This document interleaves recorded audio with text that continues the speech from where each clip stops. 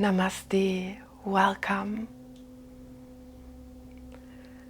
I'm very happy to spend this time with you today and share something with you of a real value, profound change, and joy. We spend a lot of time in our lives pursuing things that do not really make us happy. This is the story of everybody's life. We go through this physical evolution from infant to adult to older age, but also inside. When we come to this earth, we start out feeling pretty lost about who we are, what we need to do in order to be happy. And we try out all these different things, and some might work for a while, but eventually everything passes. And it has to be so. So that we discover that one thing that never changes. Our true self. Our eternal, timeless being. When we realize our true nature, adversities will still happen. Thoughts, mind activity, and all that. They are part of everybody's life. But they will lose their power and not affect us anymore. What happens is a simple shift of the place from where we are looking. From person to presence or awareness. The mind is very powerful. When we identify as the person, it dictates how we perceive reality, how we experience life. And this can be very challenging because the mind is not always our friend. It can be very critical and often spins a negative narrative about how we are not good enough, unworthy, going to fail. And it can be very hard to get out of this because it seems in order to do so, we have to leave our body or ourself. But let's be very clear. The mind is not what we are. Thoughts only have power if we give them our attention. If we simply let them pass by, they have no life. How many of your thoughts are still here the next day? They constantly come and go. And their only reality is our attention. It is said that we have about 6,000 or so thoughts a day, out of which 80% are supposedly negative. That's about 5,000 negative thoughts a day. No wonder that we feel so stressed out all of the time. And so we learn or try different methods and tools to calm the mind, like breathing, mindfulness, therapy. And they all might be helpful. But I'm going to share with you today the most direct way. Find out who you really are. I think we can all confirm when we think about it, and that's the proper use of the mind, that we are not our thoughts. They are a mental phenomena. We have the ability to observe them. What is this observing place? To find this out, you actually have to go there. Don't let it just be words or a mental concept. It doesn't work that way. Shift your attention from the thought to the place of observing it. And when you do this, watch it come and go. And do this with the next one as well. Let it come and go.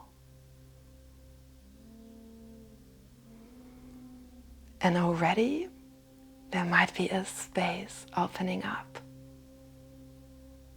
a sense of peace and calm. This place of observing can see our thoughts, but also the body and everything that happens.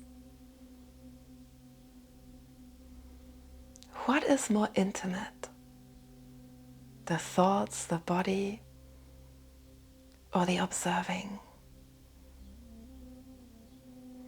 We must come to the conclusion that it is the latter. Because the thoughts, the body, the emotions always change. But the observing remains the same. It is always here. See how connected it is with this present moment and what actually is real. Thoughts imagine, emotions color our experience a certain way. But the observing, when not given to thoughts, simply is. And it is not affected. The mind might be agitated and lost in thoughts, but the observing is still the same.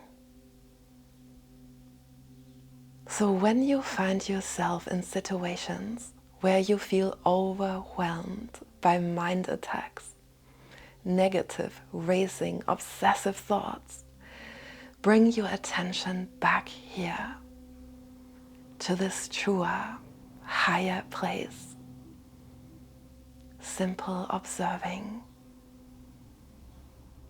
And then there is a step beyond this even. When it is not just a method that we are trying to learn or to apply, but we discover that it is actually what we are. We are this awareness. And it is timeless. Sometimes it seems hard for people to reach this place. Not because it is difficult, but because we give so much credence to the mind. And we are so reluctant to let it go. But in the mind, it can only remain a theory. So when we try not to reason about it or think about it, but abandon ourselves to it, can we find that there is no beginning or end to this awareness? And nothing can happen to it, because everything happens inside of it. And if that is the case, to a good end. what words can we find for it? Peace, calm, stillness. It is beyond all these words and descriptions, but sometimes it is helpful to spell it out so that we can see it and verify it inside of our own being. So do not fear or despair. This is conditioning and bondage to the mind's narrative. You are none of these things. Spend more time discovering this, abiding here, not switching off the video to do something else. Because what else is more valuable than this? Your true self. And it does not end when this video ends and we go back to that person. Some of this peace and calm may remain for a while, but the person cannot keep it. It is time to let go of all these limitations and stand up for the truth, the fullness of what you are. All blessings and grace are already with you, because this is what all life is.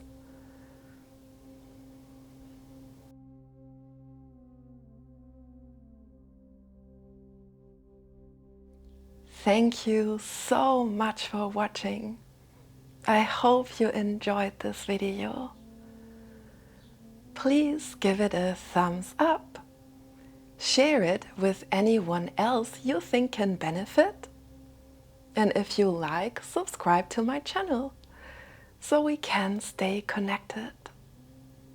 All my love to you.